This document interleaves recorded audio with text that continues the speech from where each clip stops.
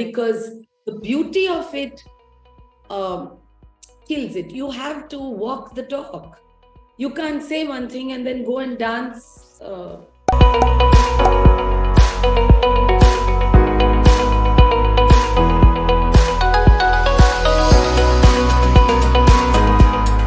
I think the unique thing about Kathak is that it has had an extremely interesting and challenging history.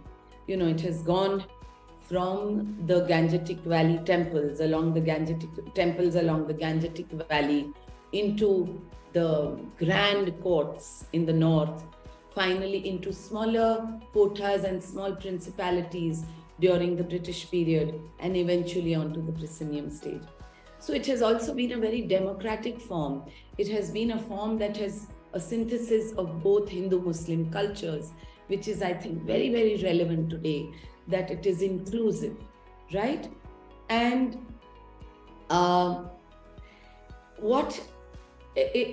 structurally, it has gone through a very interesting flow. And therefore, I find now, I was too young when I started dancing Kathak. I was 5 years old. But now I think that the form allows it to breathe. The form allows it to expand. Can you imagine how contemporary the dancers were when they were transported from the temples into the courts?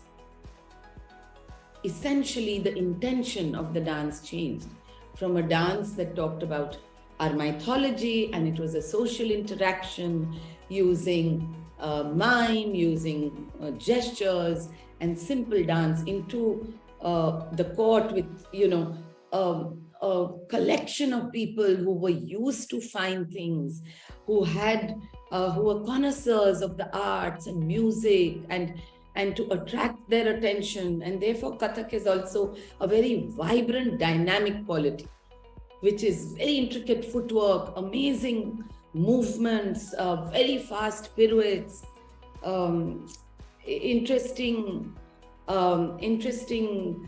graceful combinations. So it's all come together, and I think it's a form that allows me to breathe and expand. Katha kahe so Kathak. A person who narrates a story is a Kathakar or a Kathak. That's what I am. I'm a narrator of stories.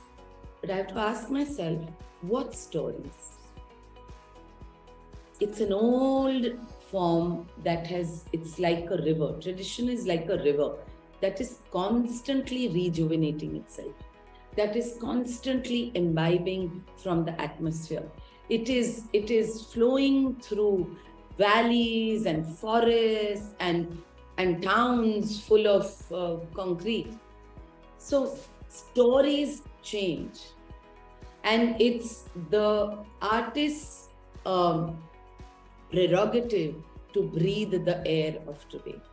I think that's very, very, very important, that these stories have to evolve as the form itself evolves.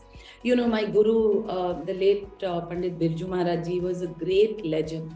And somebody asked him towards the end of his life that, do you dance the same way as you danced as a young boy? I don't mean it wasn't about just the physicality of it. And he said, of course not. It evolves, it changes, you absorb. Otherwise, you are a museum piece. You're not a living artist. This is a living dance form. And to give you a small example, in Kathak, there is a whole repertoire called Chhed-Chhad, right? What is Chhed-Chhad? Chhed-Chhad is no means yes. Now, for many years, and I personally have danced it for many years, you saw these great artists dancing it with in the most convincing and beautiful way. So you forgot, or you did not look at the message that it was constantly reinforcing. And I think as artists, we have to look at that. What is the message our traditional arts, our classical arts constantly reinforce? If that is not something that is part of your core being and understanding, you have to say, no, I'm not going to dance it. Right. Because the beauty of it kills it. You have to walk the talk.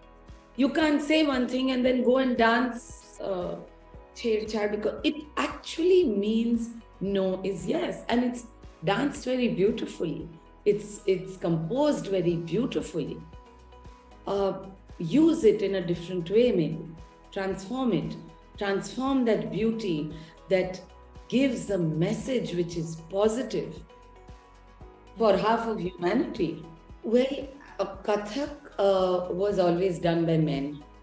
It was much later.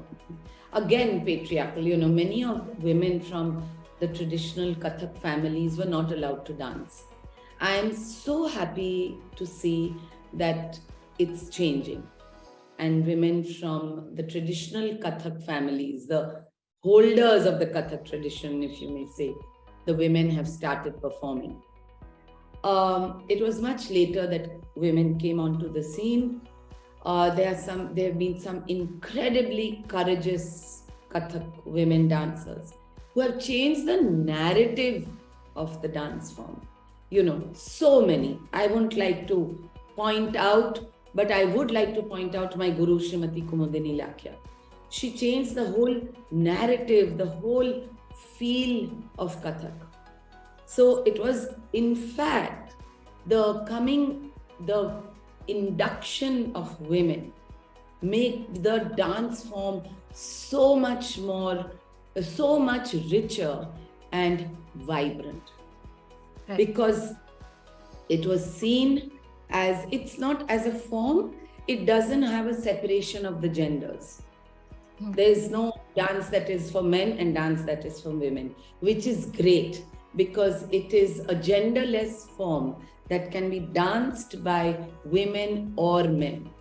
And it's good that you have different male characteristics and different female characteristics.